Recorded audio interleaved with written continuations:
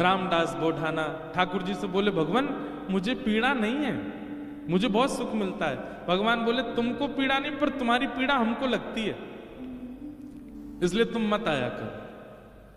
रामदास बोढ़ाना बोले, इससे बढ़िया तो मेरे प्राण चले जाएं, मैं आपको देखे बगैर नहीं रह सकता। अगली एकादशी पर आप मेरे सामने नहीं होंगे तो मेरे तो प्राण ही चले जाएंगे। भगवान बोले, काम करें? बोले, क्या? हम तुम्हारे साथ चलें, तुम्हारे गांव, वहीं रह लें तुम्हारे पास ही। एकादशी क्या तुम हर दिन हमको देख लिया करना।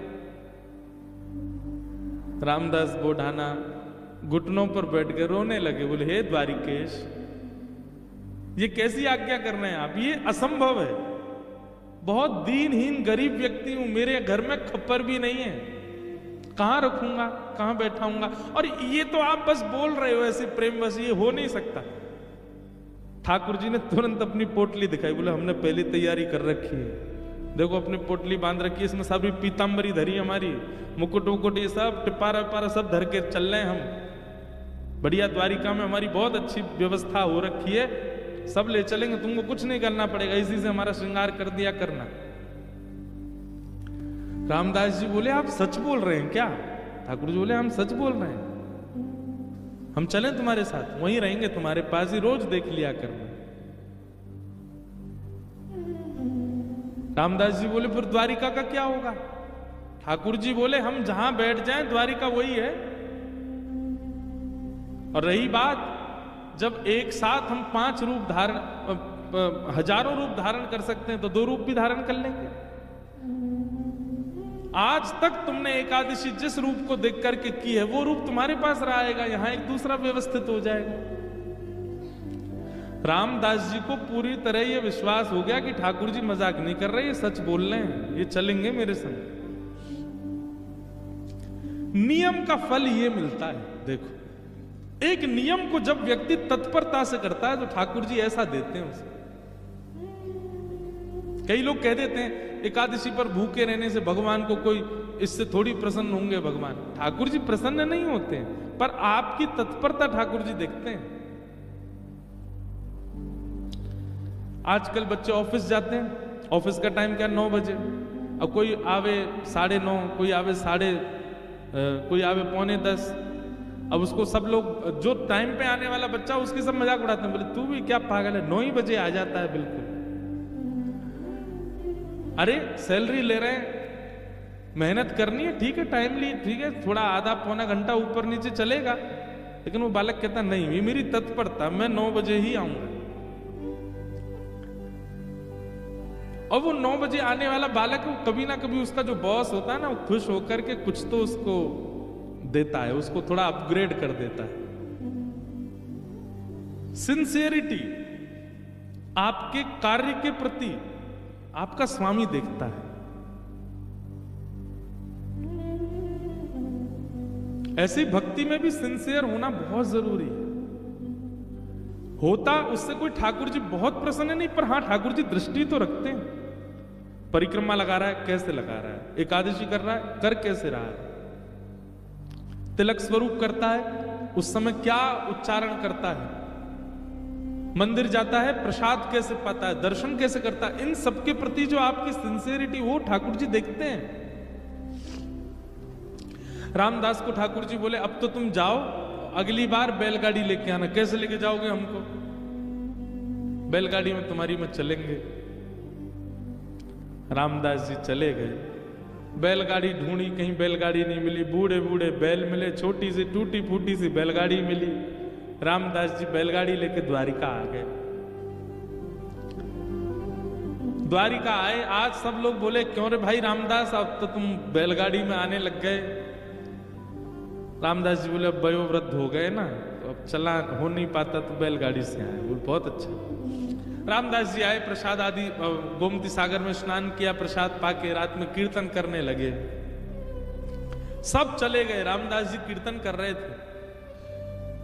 अचानक से एक कपाट खुला ठाकुर जी का। अभी तक तो ठाकुर जी चिंतन में बात कर रहे थे रामदास से, पर रामदास जी ने नेत्र खोल करके देखा तो स्वयं द्वारिकाधीश अपनी एक भुजा में तो पोटली उठा रखी है और एक भुजा से किवाड़ खोल रहे हैं।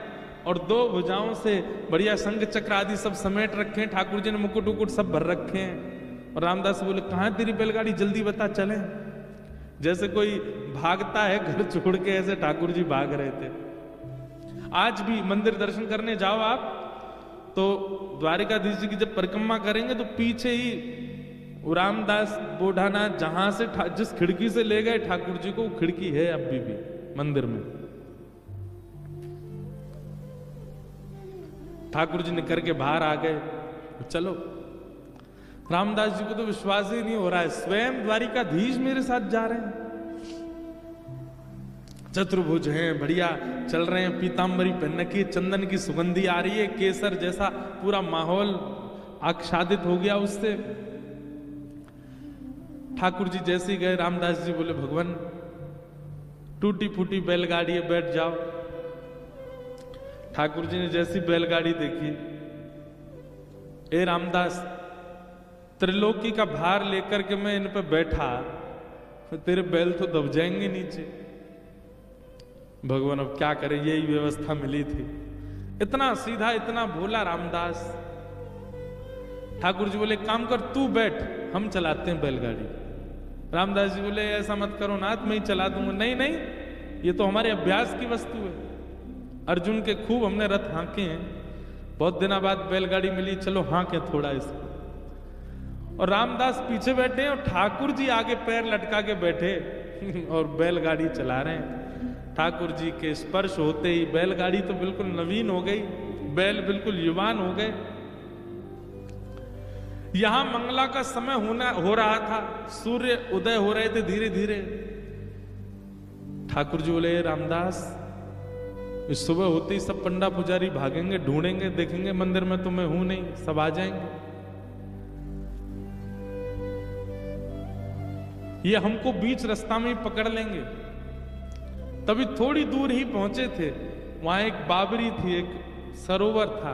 ठाकुर जी ने कहा तुम हमको नीचे छुपा दो ताकि कोई हमको ढूंढ ना पाए, क्योंकि ढूंढने वाले तो आएंगे और जब ढूंढ आड़ के चले जाएं, कुछ ना मिले, फिर हमको दोबारा लेकर फिर चल देना आगे। रामदास जी मनी मन इतने प्रसन्न हो रहे हैं, बोले ठाकुर जी आपको क्या पड़ी है जाने की मेरे साथ? अरे मैं तो मना कर चुका हूं 5 बार कि ठाकुर जी आप यहीं रह लो, पर नहीं, उन्हीं की इच्छा है जाने की। जब मन ऐसा भटकता है ना ठाकुर जी में, तब ठाकुर जी ऐसा करते हैं। आपके मना करने पे भी चल देंगे आपके साथ। हमारे लाल जी, गिरधर लाल जी,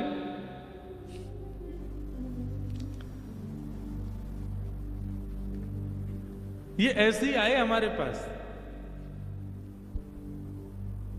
जब प्राप्त हुए थे ना, तो एक बार मैंने तो, अब बोलने में अटपटा लगता है, पर एक बार मैंने तो यही कहा कि मुझे तो श्रृंगार आता नहीं, मुझे सेवा आती नहीं, कैसे करूंगा, कैसे संभालूंगा, कैसे इनकी नथ बेसर धराऊंगा, कैसे इनके नेत्र श्रृंगार, कैसे मुकुट पाक कैसे बनाऊंगा। ये अभी जो ये स्वरूप दिखा आपको, दिखा उसमें, ये साल में एक बार हमारे गिरधरलाल जी जगन्नाथ जी बनते हैं, ये तब का स्वरूप है, रथ यात्रा वाले समय पर। ठाकुर जी को जगन्नाथ, और जो वैसे रूप है वो वाला भी दिखाओ जो सामान्य है। सामान्य सबने देखे ही हैं, श्रीनाथ जी के रूप में हमारे लाल जी, और नेक्स्ट से छोटे से, पर ये आए स्वयं, और ये स्वयं ही आते हैं, आप नहीं लेते हैं।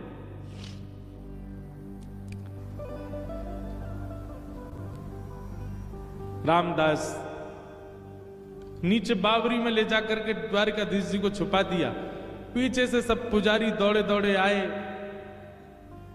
देखा तो रामदास जी धीमे धीमे अपनी बैलगाड़ी चला रहे हैं। सबने रोक लिया, बोले रुको, तुम ही थे रात भर मंदिर में, ठाकुर जी कहां गए हमारे? रामदास जी बोले मुझे तो नहीं पता, दिखाओ।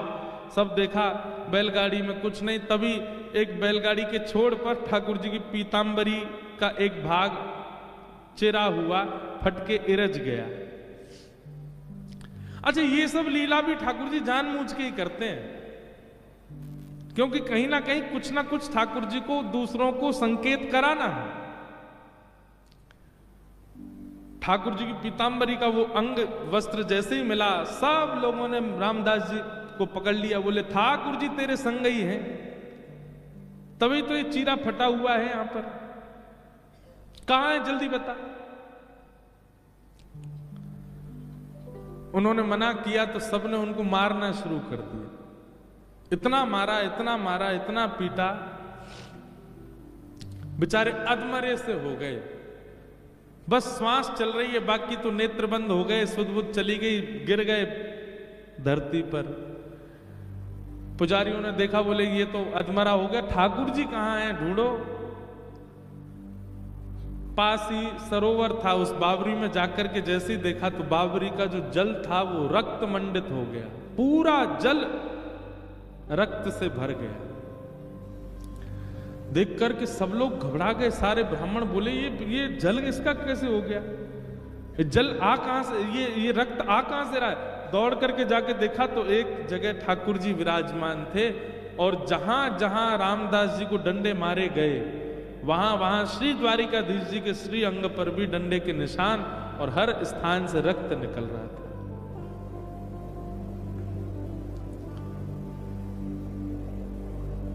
सब पुजारी जी चरणों में गिर गए, सब ब्राह्मण देवता बोले भगवान ये क्या हो गया, बोले ये क्या हो गया, मेरे भक्त को मारते हो, मेरी इतनी आराधना करी, मेरी इतनी सेवा करी, इतना अर्चन किया, उसके बाद भी ये नहीं समझ पाए कि मेरे भक्त और मुझ में कोई अंतर नहीं है। सब क्षमा याचना करने लगे। ठाकुर जी बोले अब कुछ नहीं होगा, अब तो हम रामदास के साथ ही जाएंगे और वहीं रहेंगे। और ठाकुर जी सब देखते रह गए, लेकिन रामदास जी के साथ में ऊपर आए ठाकुर जी, और आकर के रामदास जी को जैसे हृदय से लगाया, सारे घाव ठीक हो गए, और कहा ले चलो हमको। ठाकुर जी गए सीधे और डाकोर जी में जाकर के रामदास जी के यहाँ विराजमान हो गए, और उनका नाम पड़ा रणछोड़ राय भगवान। बोलो रणछोड़ राय भगवान की। रास रचो है, रास रचो है, आज यमुना के नारे महारास रचो है। रास रचो है, रास रचो है, यमुना के नारे महारास रचो है। रास रचो है, रास रचो है, आज यमुना के नारे महारास रचो है।